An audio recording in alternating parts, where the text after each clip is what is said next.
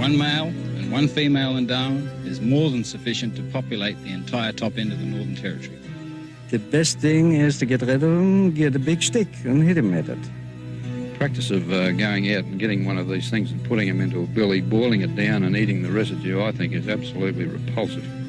When I'm driving a car, I have no hesitation of running over them whatsoever. I couldn't do without them. They're friends.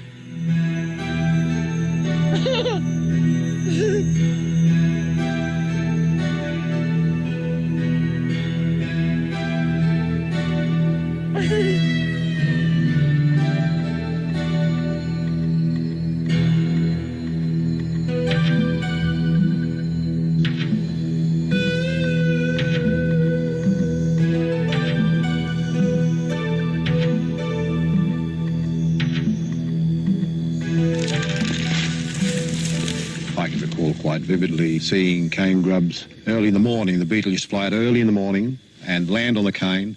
The cane was weighted down with beetles. Trees surrounding the cane farms weighted down with beetles. Sometimes farmers would cut round about 800 tonne to 1,000 tonne, and the following year wouldn't cut a tonne at all hardly.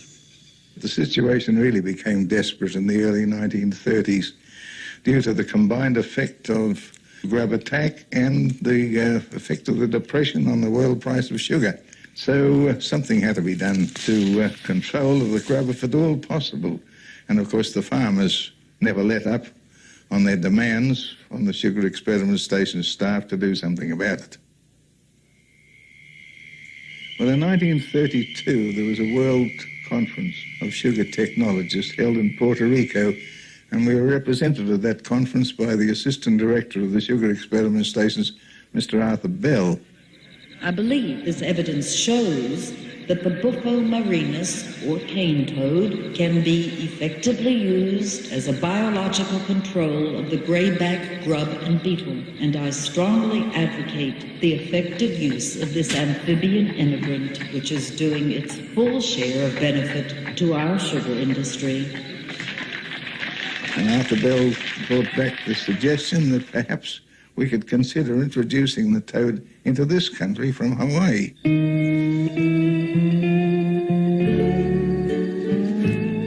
Montgomery was our entomologist at the time, and he was sent over to Hawaii to get a colony of toads together and bring them back to Australia and establish a colony in North Queensland. This he did very effectively. Over the long period, of course, it was necessary to keep moisture up to the toads in their crate to keep them alive. They couldn't feed them during the 2-week trip that they would be experiencing getting down to Sydney from Hawaii. And then, of course, another 2 days to get them to Moringa in North Queensland before they could be put into a pond, into an environment that they could relish.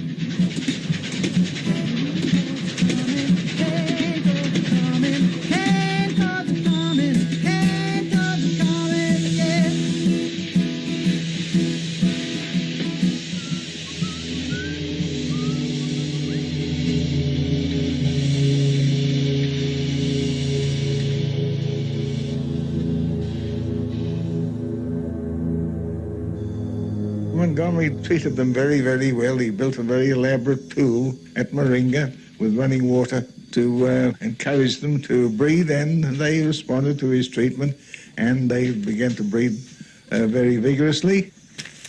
Yes, I got vivid memories when the toads were first brought to this place. They were brought here by a fellow called Newst in a couple of dishes. There's about 40 toads in number in all, and they were released in this particular spot over there. And of course my dad was an Irishman, and he was very, very pleased, and he was jubilant about the whole affair, and more so that he said this, and I quote, "We've got these bloody grubs by the balls this time, and we'll go on to bigger and brighter things." But tragically, we didn't have the grubs by the balls, they had us by the balls. All creatures great and small, all things wise and wonderful. One cane toad female can lay up to 40,000 eggs in a summer. That's a large number of eggs. The theory going that they need the 40,000 just so two can survive to replace the female and the male. But if you see ponds where cane toads have been breeding, more than two survive. The sides of the ponds are just black with young cane toads. And from what I can see, a large number of those survive.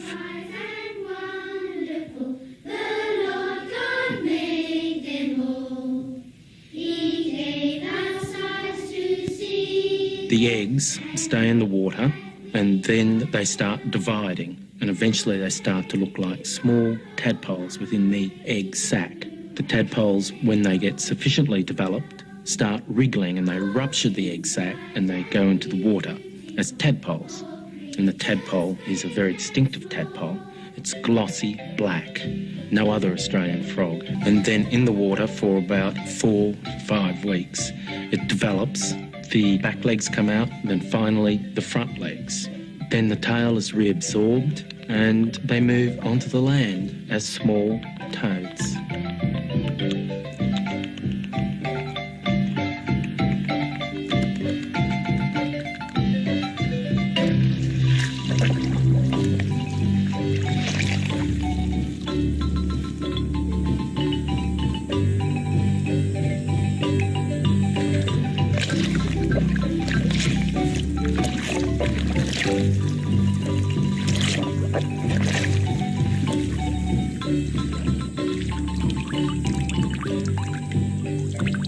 Well, they've been here for 50 years or a bit more, and look, there's just millions of them in this river.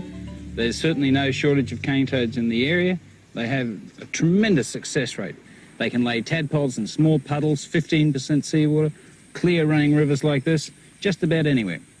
Equally interesting is that these tadpoles, if you look at them very carefully, some of them are beginning to get legs, and they do that at a very, very small body size. The native tadpoles have to get much, much larger than these little fellas, and so they have to stay in the water a little bit longer than what a cane toad can.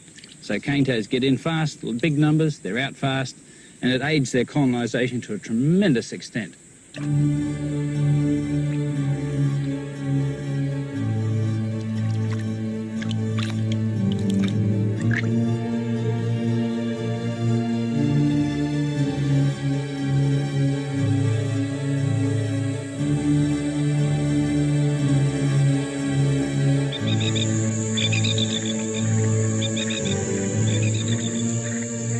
My first memory of the toad was the unusual noise that I heard in the billabong hole across from the house, and I did inquire from our pest board officer as to what the noise would be, and that was the giant toad.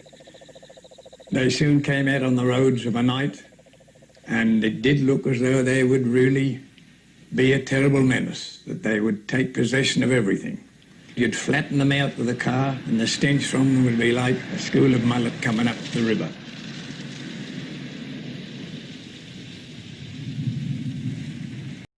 Actually, they...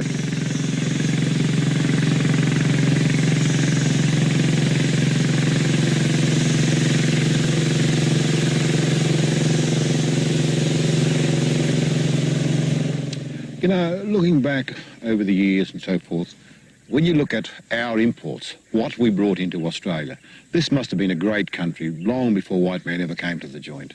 We brought in foxes and hares, and then to cap it all off, we bring this monstrous thing called a toad in. An Adelaide man has been fined for his bizarre impersonation of 2 Queensland identities. Graham Cairns reports. Police told the Port Adelaide Magistrates Court that 32-year-old Philip William Elliott was charged after he was found crouching on the side of a road at Birkenhead in Adelaide. Police say Elliott was jumping out onto the road into the path of oncoming cars. When he was questioned, he told them he was Sir Joe Bjelke-Petersen and a cane toad. He's pleaded guilty to the charge of disorderly behaviour and has been fined $50. The cane toad spread faster and more widely than we'd anticipated in the first instance.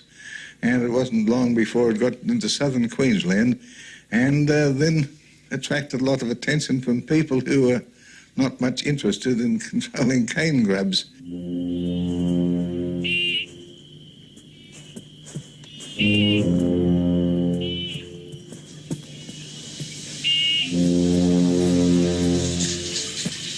Queensland toads, they're everywhere you are. No matter where you roam, you can hear them from afar. They hop and they dance to every romance. Queensland toads, Queensland toads, they're everywhere you are. In the cane on the road, there'll always be Queensland toads.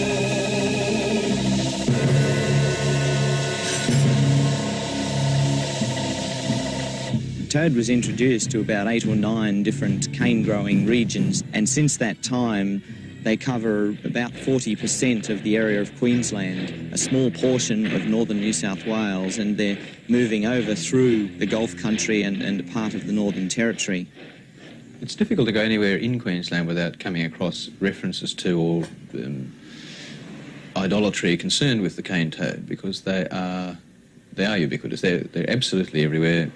People are brought up with them, I think. And all the Queenslanders are terribly protective of them, it would seem, that although something as obnoxious as the cane toad you would expect would have been eradicated by now, far from it. They, because they've got them and nobody else has got them, much the same as they've got Joe and nobody else has got him yet, they, I think, regard them with sort of perverted reverence.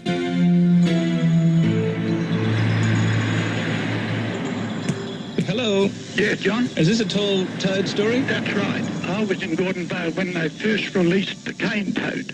Tell me about your recollections of those days. When they first released them, John. Yes. Now, you know what a kerosene tin is like. Yes. Dropped straight in, they wouldn't go into a kerosene tin. They would have eaten the cat. That's right.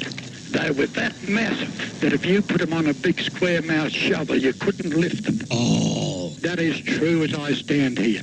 You're not pulling my leg. I am not. I can remember if it was yesterday.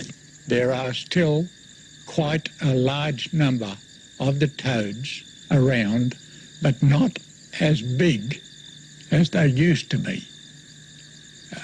But I still love the animal, and they give me a lot of enjoyment.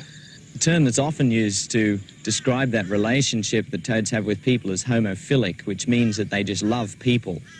And this is true in so many different ways because we are just so kind to the toads. Usually we don't know that we're being so kind to them, but we provide places for them to live around our gardens, under garden gnomes, in pipes, under houses. We supply dinner for them many nights when we turn lights on, and the toads sit around the lights and they eat the insects that come along.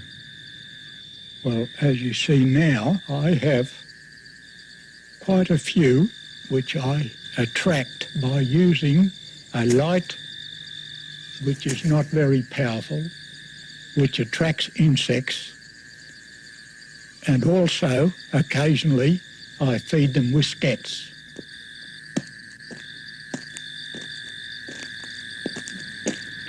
Well, I started feeding toads whiskets because they started robbing the cat's dish of whiskets. So I used to put dishes of whiskets out. They didn't come inside. So everybody was happy. Dart at things, the way they hide, and they're cunning enough to peek out behind things. They can be behind a leaf or something like that. If you're quick enough, you'll see their eyes watching wherever you go. I definitely think they're a harmless animal and nobody's got any right to fear about them. I'm not sure whether I would call them pets exactly, but they're mates, as far as I'm concerned. We often see them mating if you just take the care and watch them and just see how they act under different circumstances. That's the hard question, to think of them as friends. They're just friends. Friends, I suppose, because they're around the place. You get used to them, you look for them. They're singing, they're calling. It's not only a pleasant noise, it's a friendly noise, and I love it.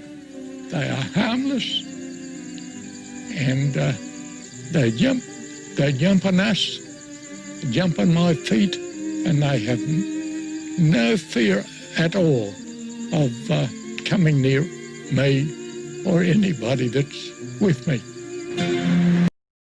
Well, as a matter of fact, there are some people up here that would like the cane toad recognised for what it has done for Queensland particularly, and they were going to in fact erect a statue in its honour at Gordonvale on the road approaches to Cairns. Well, to commemorate the cane toad was brought before the Bicentennial Committee of the Mulgrave Shire Council to record a unique part of North Australia's history. It was released from Moringa, just outside Gordonvale. It was going to be a cane toad bust of around about a metre in height, sitting on a two-foot pedestal, so all up about 5 feet. And it was going to be a photographer's delight, and the kids could sit on its shoulders and whatnot. And all together, it was going to be, we thought, like the dog sitting on the tucker box 5 miles from Gundagai, and with that sort of tourist potential. Oh, surely this bastard can't be in his right frame of mind. Fancy anyone wanted to erect a monument or a stone or some form of remembrance to this creature that's been brought in. The council eventually came to the conclusion that it wasn't in their best interest to do so. Personally, I was extremely disappointed because I felt that this was our big chance to get a unique feature into our tourist development industry, our young developing tourist industry, where it was very special. And the fact that that didn't come to fruition, and I might add, with not spending a penny of ratepayers' money because it was a bicentennial project, I felt that we just missed the boat just a little bit. Well, Bill Coburn from the Department of Defence came and seen me and asked could I bind a book for Prince Charles and Lady Di for the wedding present. And he said he wanted something very special. And I thought, oh, cane toads. It took me about a month to more or less join 5-6 skins together, and that's the finished product.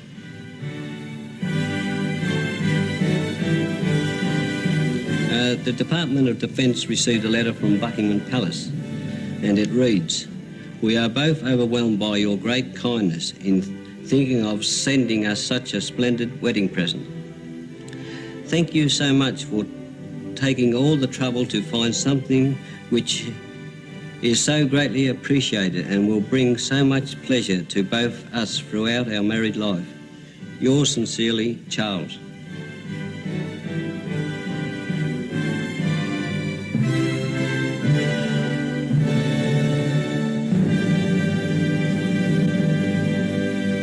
The cane toad poison is a mixture of several compounds, and one group of compounds are steroids which affect heart muscle, and these are known as bufotoxins generally. Well, these of course are the toxins that kill. As a mammologist, I always had native animals around me that I was studying all the time, and I had a western native cat that was effectively a pet. It had been with us for about 5 years, and had been very important to me as a study animal. The moment we got to Brisbane, I let the thing out into the backyard, as I was accustomed to doing. It had the run of the outside and the inside. And the first thing it did, it rushed over and grabbed what, to me, in the dark, looked like a gigantic frog. Never even thought about what it was. And I didn't think anything more about it than that. That's a natural thing for a native cat to do. But about 2 minutes later, the animal was obviously in some kind of trouble. It was beginning to sort of stick its tongue out and salivating, rolling around on the ground. Within 20 minutes, that beautiful, unique animal, which I can only say I was totally in love with. This was something I was really wrapped up in. Died in my arms in technic contractions. The glands that produce the toxic material are located in the skin, but they're aggregated over the shoulder in this region here and here. And if you were to press these glands, well, you should cover your eyes with glasses if you're going to engage in this type of activity, then if you were to press these glands here, there, you can see the venom shoot out, did you? There are numerous pores over those glands now. Under pressure, that toxic material will shoot for about 1 metre. All in all, it's quite a cocktail of compounds, toxic compounds, and I think that people would do well to take care when handling toads. Stay here, Eddie. Hello? Oh, hi, Wendy. Oh, good. We've just been... After all, people have been killed as a result of eating toads, both in Fiji and in the Philippines. There are well-recorded instances.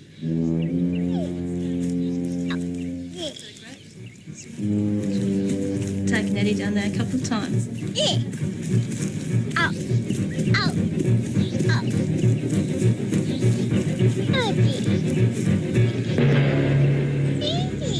As far as children are concerned, I would think that toads could be a real problem, particularly with babies who'd be the young children who are attracted by the hopping gait of the toad.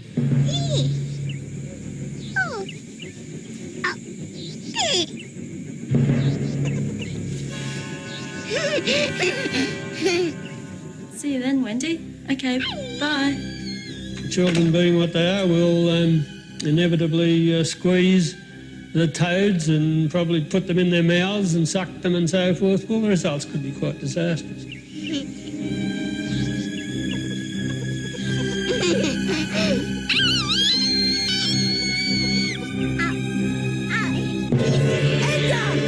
The death of my native cat led me into a kind of an eternal revenge against the cane toads when I began to come to grips with what was going on here.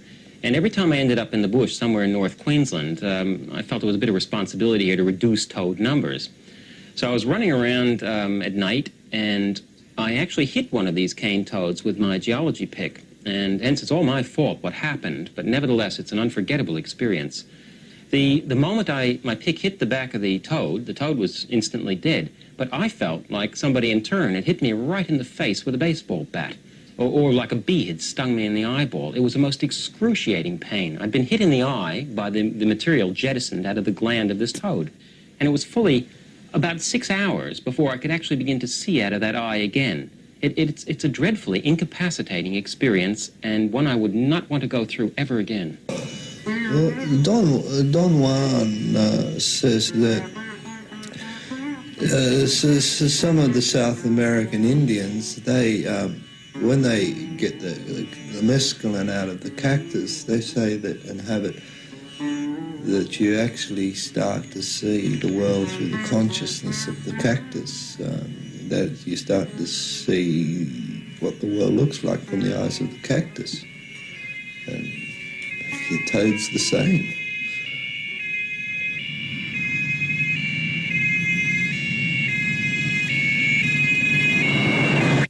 Bufotenine is the active ingredient found in the skin of the cane toad.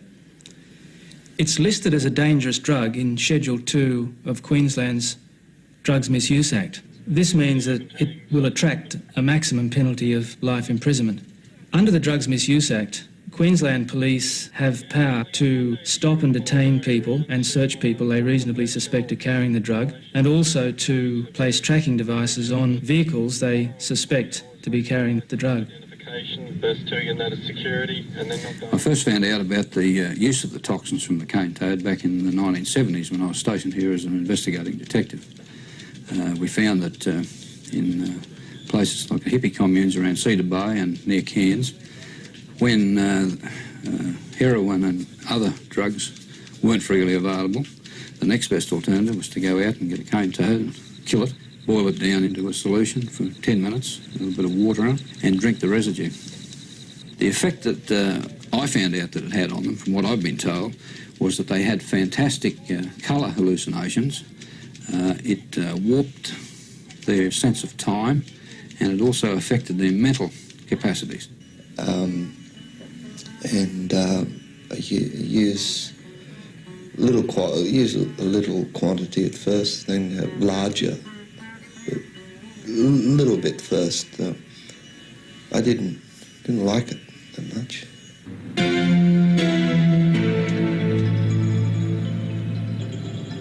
A Townsville man has claimed that cane toads were responsible for the death of 22 of his large goldfish. Mr. Paul Devine, president of the Townsville Aquarium Society, has killed about 200 toads in an attempt to save his fish. I think the biggest loss of goldfish I've had would be the latest time when I've lost a lot of these fish with the cane toads. I lost about 30 goldfish in that time.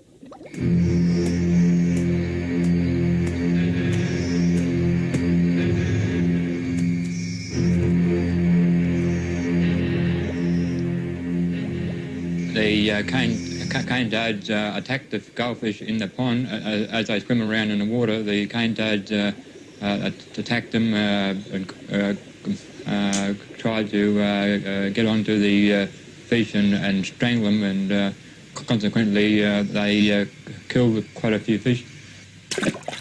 The cane toads were looking for someone to something to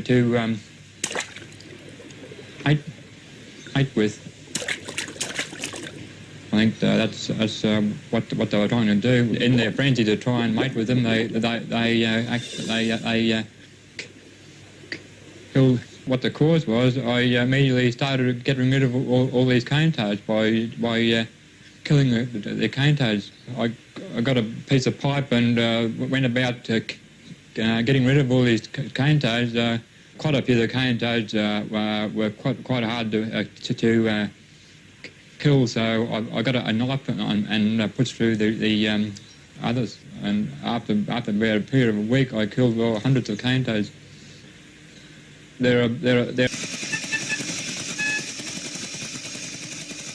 When we first came up north, we had friends that had two little girls, and these little girls had cane toads as pets.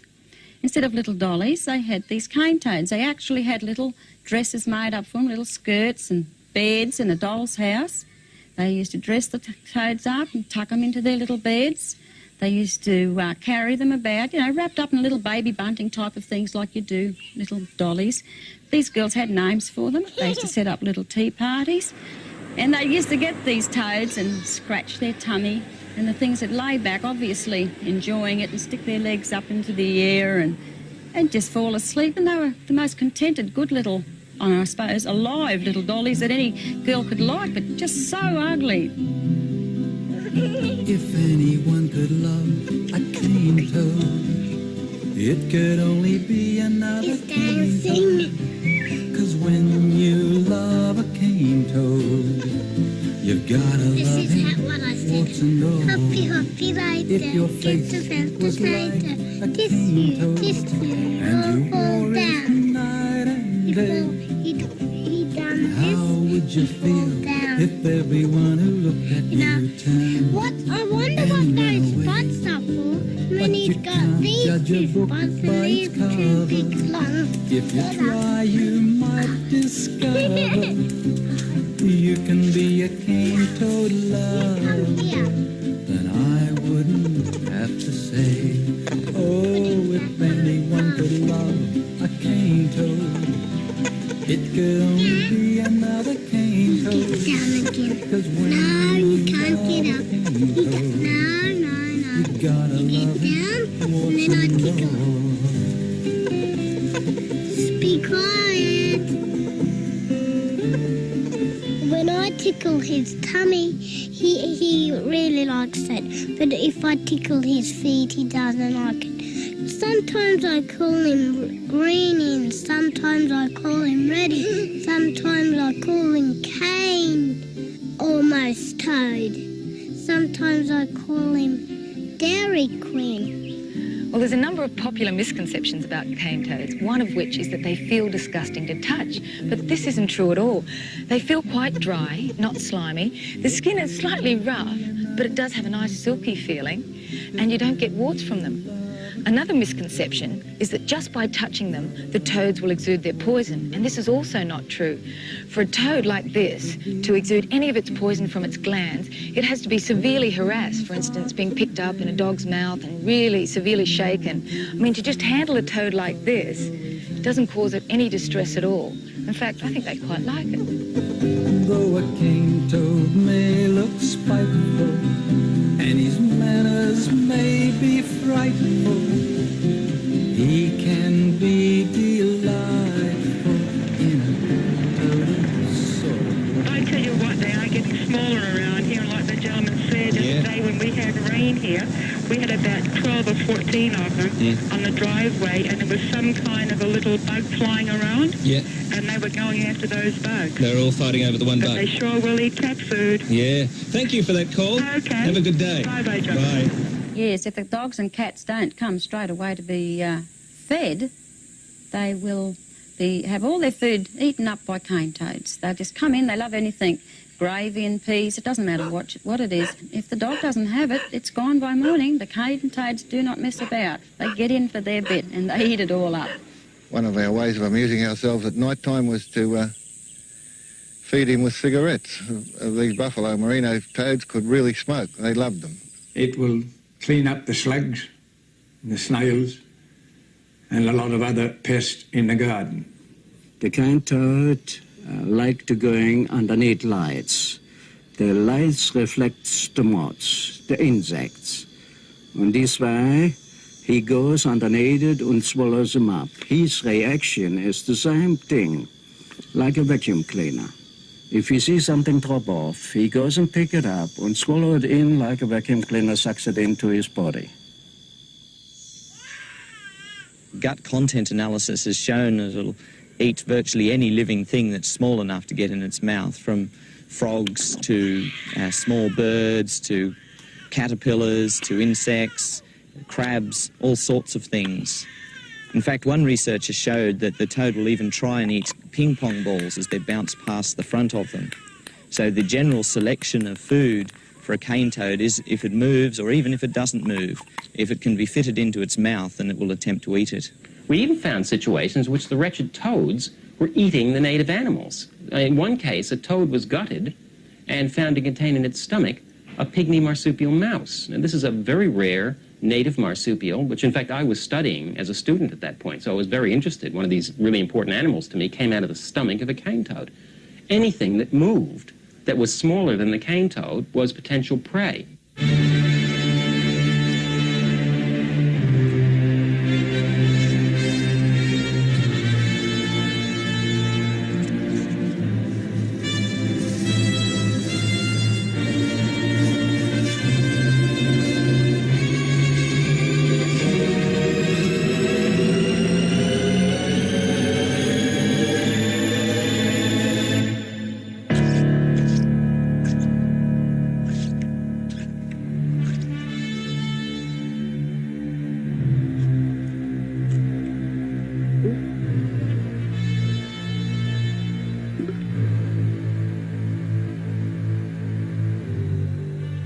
Well, the cane toad's killing our wildlife not just by eating it, it's also killing it by being eaten by that wildlife. This death adder here, for example, has no sooner grasped this cane toad and it's dead. The damage that he has inflicted on the natural environment itself, you take ibises, wild duck, they're all been affected by this fellow. As soon as they eat him, they die.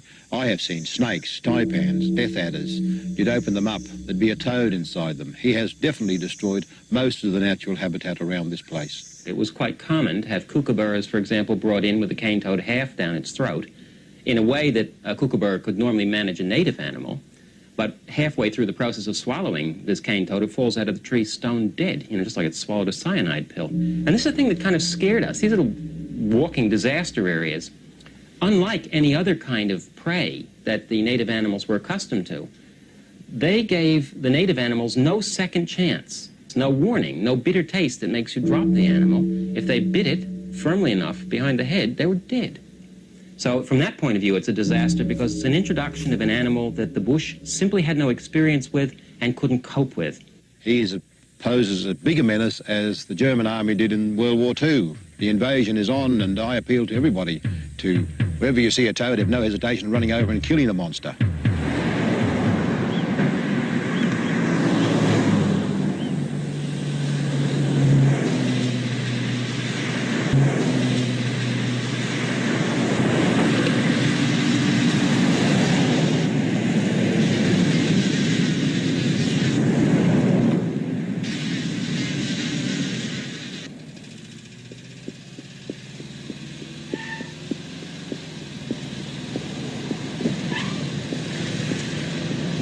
Well, I line them up with the driver's side front wheel, and it's not quite as easy as it used to be with the big fat tyres on the RX4 Mazda, but I seem to be able to get most of the ones I line up on the right-hand side of the road.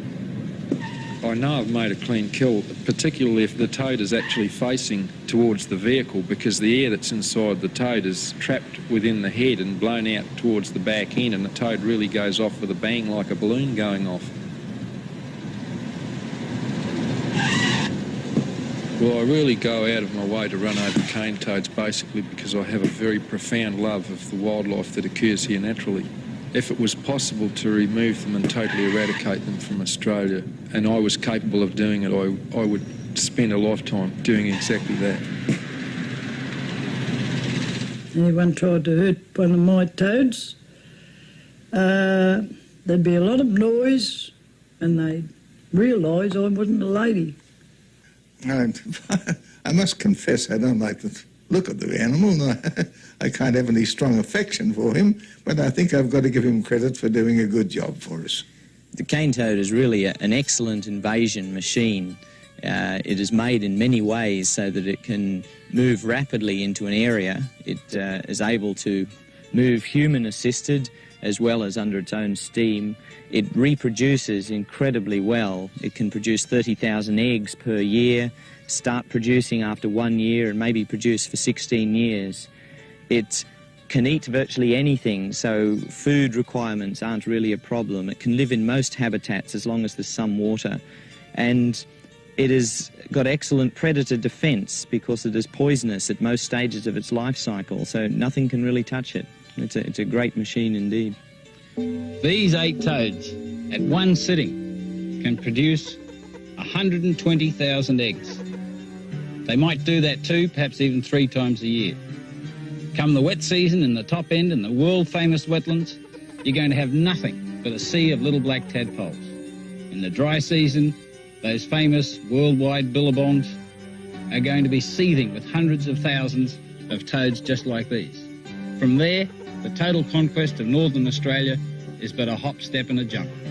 Our studies would indicate that it's possible that the toad will spread right across the northern part of the Northern Territory, as far as the Kimberley region in northern Western Australia, down the coast of Queensland and as far south into New South Wales as possibly Coffs Harbour. It's entirely possible when you consider what were previously thought to be the limitations on the toad and what it seems to be able to do now, that the toad is rapidly adapting to conditions that previously might have constrained it. If the toad is coming in, basically it's going to come in. I can't see any simple way of stopping it at present. So what we're going to gradually see is one of these classic human disasters of a monoculture, gradually a single species replacing, and a single introduced species replacing many, many natural species. So that what's really happening here is that an ecosystem is at threat by being chopped away at the base. And that will have repercussions all the way up through the whole of the food chain in which the toad has insinuated itself, so that we don't really know what the full effects ultimately will be. But already we've seen that some of the dominant carnivores in those ecosystems are probably going to vanish. At the moment, we have absolutely no way of controlling the cane toad.